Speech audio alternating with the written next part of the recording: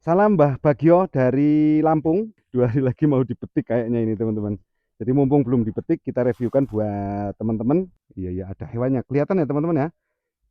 Penggerek batang. Ya katanya buah yang lain di klon yang lain juga ada pendilnya, cuman tidak semenonjol Bagio. Lebih dari cangkir di tangan, ada ilmu dan banyak pengalaman. Dari hulu sampai hilir perjalanan, jadi kisah yang menginspirasi. Balun Kopi Official, ruang belajar tanpa batasan petani pengolah. Datang lagi teman-teman kopi yang ada di Nusantara. Jadi hari ini saya ingin mencoba untuk mereview satu klon yang cukup istimewa. Di belakang saya itu ada satu klon. Ini satu klon yang sangat sangat terkenal ya, sangat terkenal di dunia kopi robusta. Dan memang kita lihat, kalau teman-teman lihat di belakang saya itu produktivitasnya itu sangat luar biasa. Klon Bagio. Bagio. Salam Mbah Bagio dari Lampung. Kopi ini panjenengan ini luar biasa produktivitasnya di area Ngambal ini. Kita di ketinggian 1000 mdpl. Sukses Mbah Bagio. Ya. Jadi Bagio itu memang informasinya itu bersumber dari nama si penggiatnya, nama si petaninya. Dia mengembangkan satu klon yang sangat istimewa, yaitu klon Bagio, yaitu Mbah Bagio. Kemudian klon yang dihasilkan itu adalah klon Bagio. Itu kita review, kita lihat potensi buahnya seperti apa, kemudian karakternya seperti apa. Barangkali ini bisa menjadi rekomendasi untuk teman-teman kopi yang mau menanam beberapa klon, salah satunya adalah klon Bagio ini. Stay tune di Balun Kopi, tonton sampai selesai teman-teman. Gitu ya. Ini klon Bagio. Bagio. Ya. Ini padat buahnya, cuman ini sudah agak ini nih sudah terlalu tua, cuman belum dipetik sama si petaninya. Kelihatannya kepengen melihat satu batang ini itu berbuah merah secara sempurna ini kelihatannya. Tapi mungkin ini ya 1 minggu atau mungkin 2 minggu lagi sudah tidak sabar untuk dipetik ini teman-teman. Atau 2 hari lagi, 2 hari lagi mau dipetik kayaknya ini teman-teman. Jadi mumpung belum dipetik, kita reviewkan buat teman-teman. Eh, Barangkali teman-teman bisa terinspirasi dari apa yang kami share hari ini. Kita lihat karakternya seperti apa. Kukusnya yang masih sangat muda, ini agak merah pekat, merah campur hijau pekat di daun mudanya. Kemudian di daun yang dewasanya, yang tua, yang sudah agak dewasa, ini sangat pekat ya teman-teman. Belakangnya itu agak hijau muda, cuman atasnya itu hijau pekat.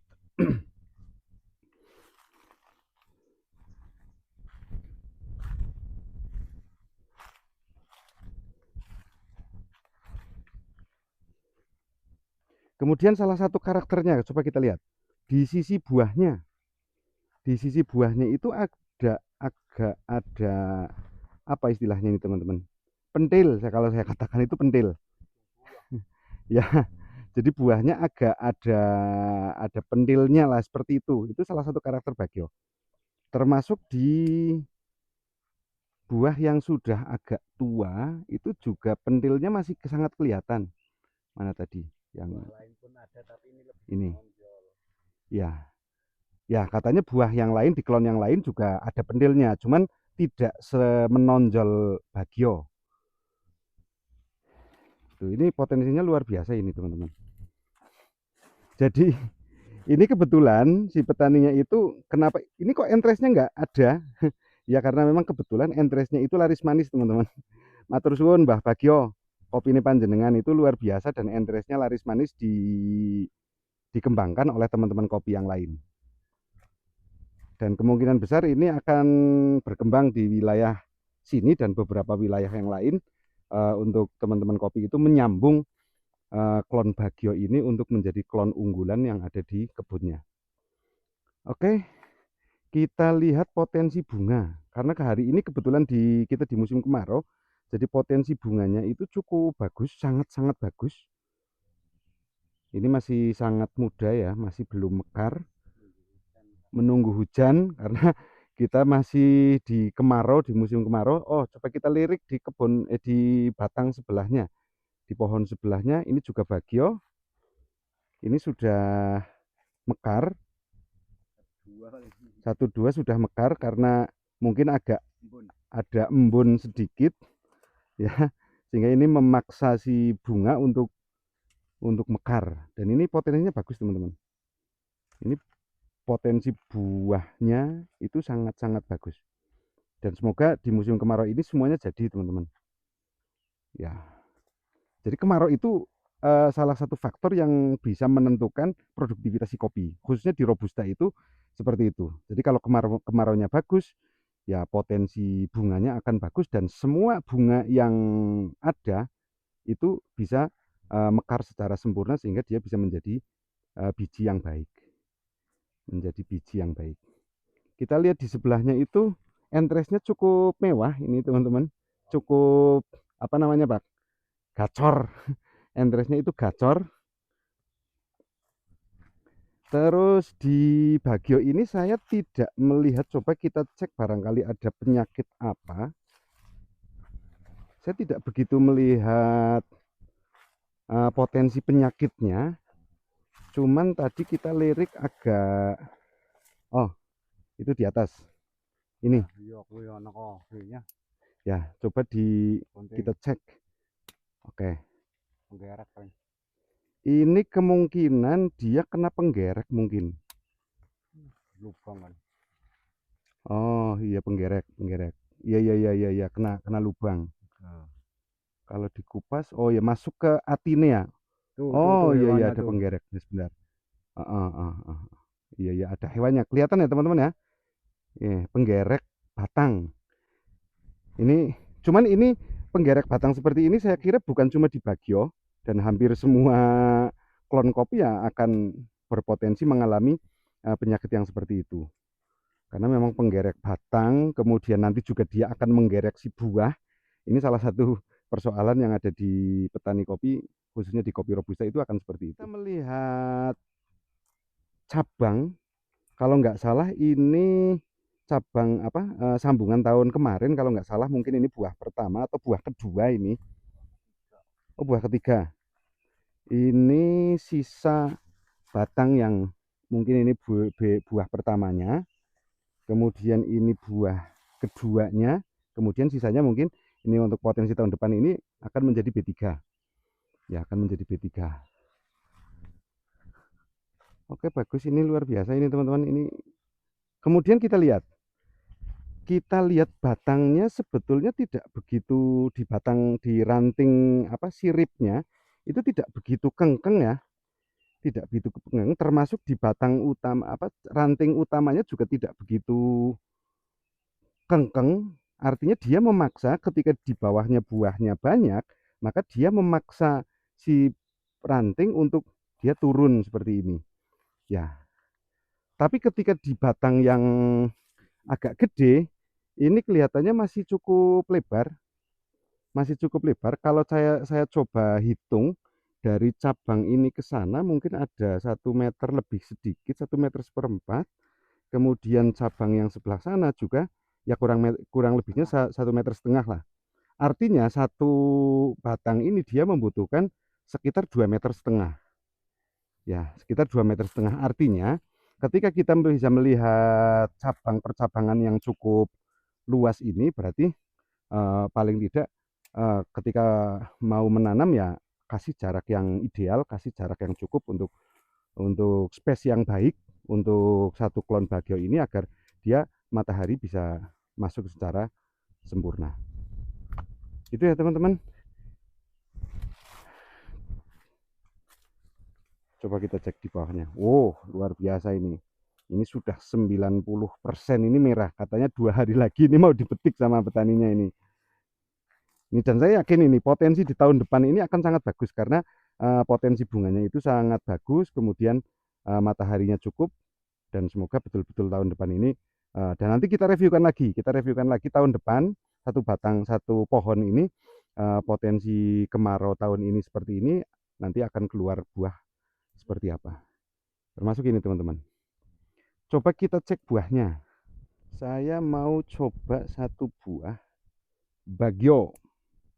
Kita cek buahnya, kemudian kita apa namanya? Kita lihat apakah dia setebal apa sih bijinya. Tebal kulitnya, tebal bijinya, sebesar bijinya, Setebal apa kulitnya? intermezzo gitu.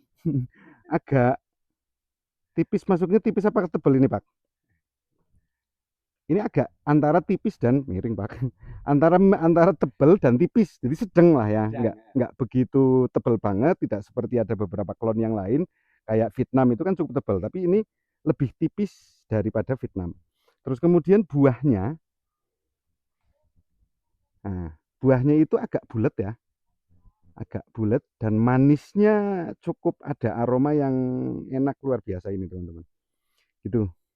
Nah, ketika kulitnya tipis, kulitnya tidak terlalu tebal, maka ini dia akan menuntut potensi si rendeman itu dia akan lebih sedikit. Ya, kalau kulitnya tebal, maka rendemannya dia akan banyak, tapi kalau kulitnya itu agak tipis, maka dia akan lebih rendemannya itu lebih bagus ya. Mungkin berapa kilo, Pak? Kalau di di Bagio ini, Pak? Nggak tahu Pak. Ya nantilah satu saat kita reviewkan untuk satu namanya rendemannya itu berapa, nanti satu saat akan kita reviewkan gitu ya teman-teman ya. Salah satu nih karakter Bagio itu seperti itu ya. Tadi kita tanya sama petaninya, ini kok entresnya nggak ada. Oh ya, sekali lagi ini kemarin ada beberapa si bekas entres ini laku, ini juga laku, dan ini petaninya sudah dapat cuan banyak dari satu batang kecil ini cuma satu batang. Bonggolnya Ya, ini sisa pangkasan ya, sisa pangkasan yang sudah laku dan cukup gacor teman-teman, cukup gacor. Nah, kenapa ini dibiarkan dan sengaja satu entresnya itu laku, terus kemudian dia biar pembentukan si ini mungkin akan dibuat as begitu ya Pak. Ini akan dibuat as biar dia asnya lebih gede dan potensi kesananya akan lebih besar, dan mungkin di tahun depan setelah buah kedua ini mungkin entres akan di apa namanya, akan dipelihara beberapa yang cukup produktif untuk dijadikan B1 berikutnya. Kemudian mungkin setelah ini as kanan kirinya itu jadi, mungkin akan dibuat apa, sirip-sirip dari as ini akan lebih banyak gitu ya. Jadi agak kejam ini memang, petaninya agak kejam, cuman karena faktor kebutuhan ada beberapa pesanan sehingga memang dibuat agak kejam. Kalau daunnya laku pun mungkin daunnya dijual. Ya, sayang daunnya enggak laku. Ya, biarkanlah. Nanti ini kan yang di bawah ini kan akan jadi pupuk sendiri, akan jadi pupuk tersendiri yang enggak semuanya dijual kan. Ya, akan diserap kembali oleh si tanah itu sendiri. Gitu ya, teman-teman. Ini luar biasa. Sudah kita reviewkan hari ini satu klon Bagio yang cukup terkenal, cukup bagus juga produktivitasnya, cukup luar biasa, dan semoga video ini bisa menginspirasi teman-teman kopi yang ada di Nusantara. Kalau teman-teman suka dengan video ini, jangan lupa subscribe, like, share, dan komen agar channel ini semakin berkembang dan bisa memberikan manfaat untuk teman-teman kopi yang ada di Nusantara. Salam kopi.